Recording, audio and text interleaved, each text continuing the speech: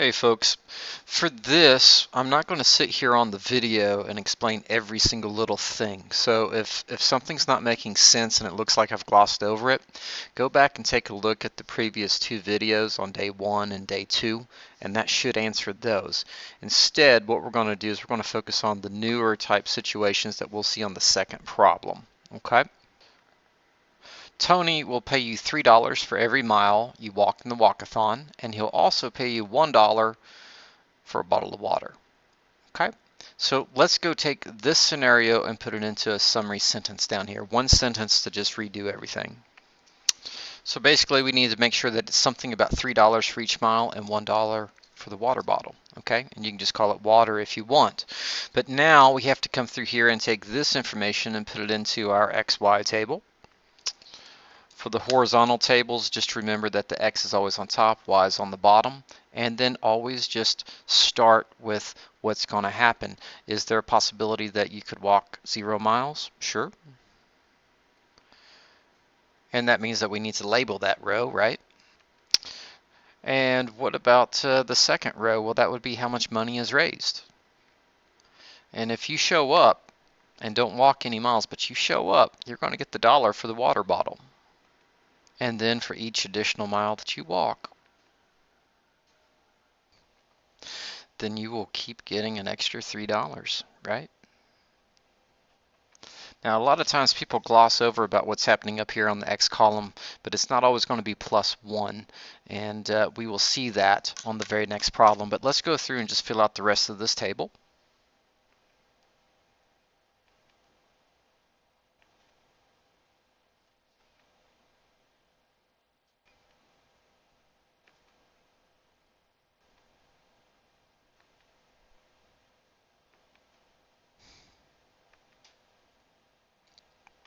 And then hopefully you're already familiar with our next steps here. We want to find the step number and the start number. Well, the start number is where you would start before you ever did anything. And if you just showed up, you're going to be getting $1. And so from a table, you find your X value of 0 and you steal its Y value. So our start number would be 1.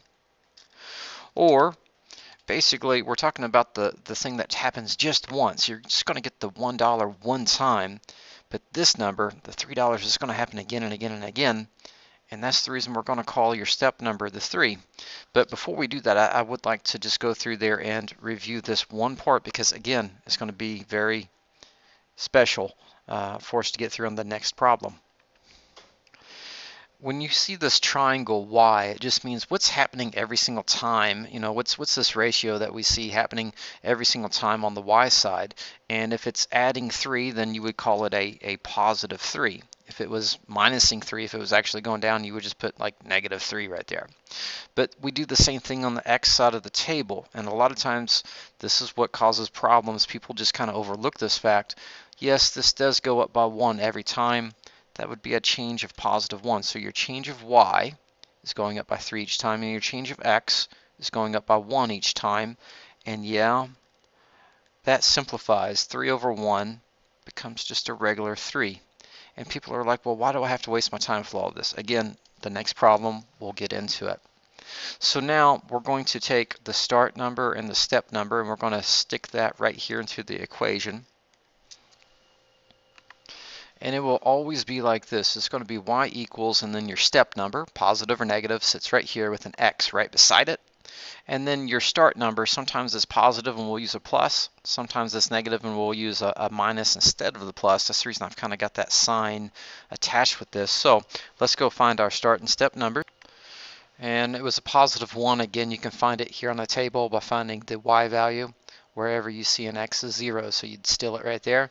Or if you can just get it from the story problem itself. So there's the multiple ways for that. And again, here's our step number right here. And the different ways that we can do this is, again, from the story problem, this is going to be happening again and again and again right here, right? $3 for each mile. So again, this is going to be happening again and again. That's going to help us build our steps over here. And then the other part is your change of Y. You would look at this part right here, right? And you would stack it over its twin on the other side. What's happening here, you'd stack over there, and the y has to go on top. That's the way it's always set up. And if it's simplified, we can make it a whole number. If not, we just leave it as a fraction. So let's just go rewrite this the right way for the equation. And we have our equation finished. So now let's go take this and let's actually graph and label and title this scenario. And we're just going to use our start and step numbers to do all this. Let's go ahead and set up the graph first though. Okay, so we've titled it, we've numbered it, we've labeled our x and y axis. Make sure you can see my x-axis label there. We told you what the x numbers are on the x-axis, it's the number of miles, and we've also showed that all of the y-axis numbers is the amount of money raised. So what is your start number? Well, your start number is +1, and so that means that we go to our y-axis and we put a dot at +1. Then we use our step number, which is 3, and remember 3 is the same thing as 3 over 1. And again, yeah, that refers back to the 3 and 1 right there, the +3 and +1. But this means that we would step up 3 and over 1. For people that have a hard time seeing this, use the 3 squares, 3 going up and 1 square going to the right, and that matches up with the step number, and it literally builds a step that you could step on top of. And then you can repeat that again and again. Up 3, to the right 1. Put the point down and repeat.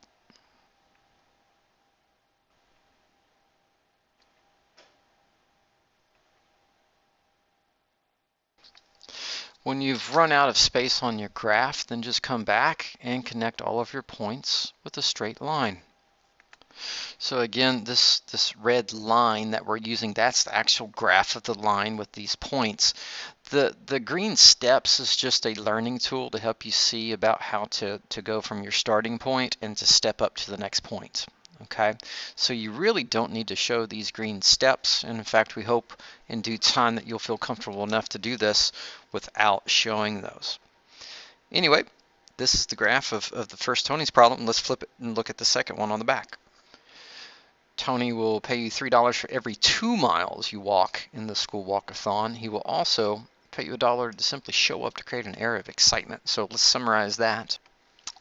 So there we have it. Tony will pay you $3 for every 2 miles you walk and $1 to show up. It takes this and it summarizes it down a little bit. All right, let's go fill out the table here. X and Y's, right? And your X's will be the number of miles that you walk. That's what you're actually doing. And the money, that's what you would get on it. So independent variable, dependent variable.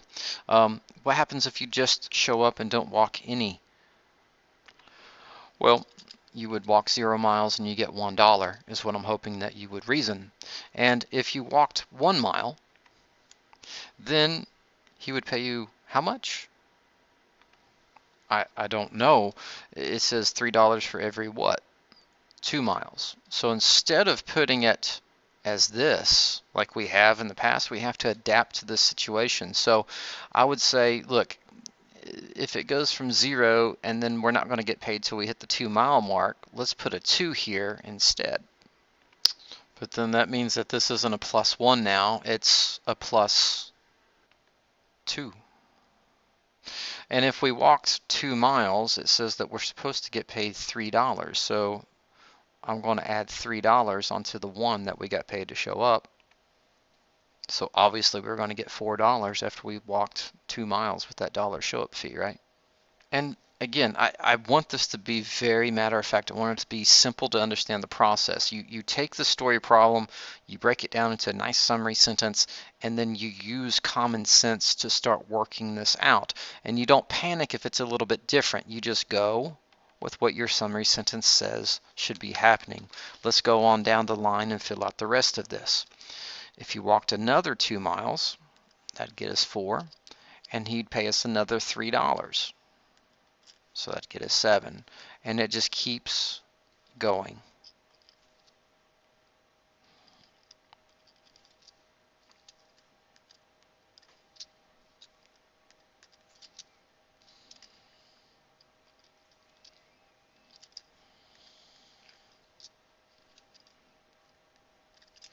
And there's no need to show the +3 and the +2 all the way down, but you can absolutely see that it's happening every single time the same way. Okay. And I'm going to leave it just kind of stopping right there. And so let's go through and let's go find our start and step numbers, because this is where the new change is going to show up. Well, our start number would be this 1 right here, right? There's the 0 for x, and we would steal the 1, or again, you would just show up. So start number is 1. What about our step number, though? It's always our change of y on top, and so our y row is changing by 3. So, and it's positive 3, we're adding 3, so I'll just put a 3 there. But then our x row is not changing by 1 for once. It's actually going to be changing by 2 every single time. And so since that's a plus 2, I'm just going to put a positive 2 there. This is our step number. Okay, it doesn't really work that great to go ahead and make that $1.50. Just leave it as whole numbers there. Leave it as a fraction, you know, a whole number on top, a whole number on bottom.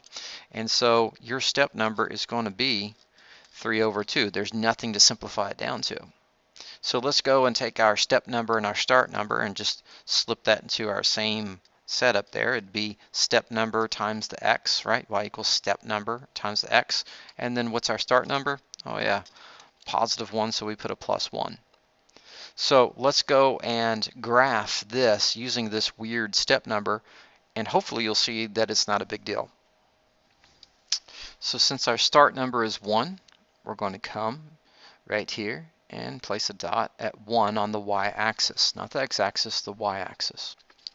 Now the next thing that I'm going to do is I'm going to color code this just a little bit different. Whenever you see a fraction like this on a step number, take the top number and let that tell you whether you're going up or down. This is positive 3, so we're going to go up 3. And then we're going to take the bottom number. It's not a 1, it's a 2. So we don't go over to the right 1 square. Since it's positive 2, we're going to go to the right 2 squares. Place your new point, and then you just keep going until you run out of the graph. So up 3/2.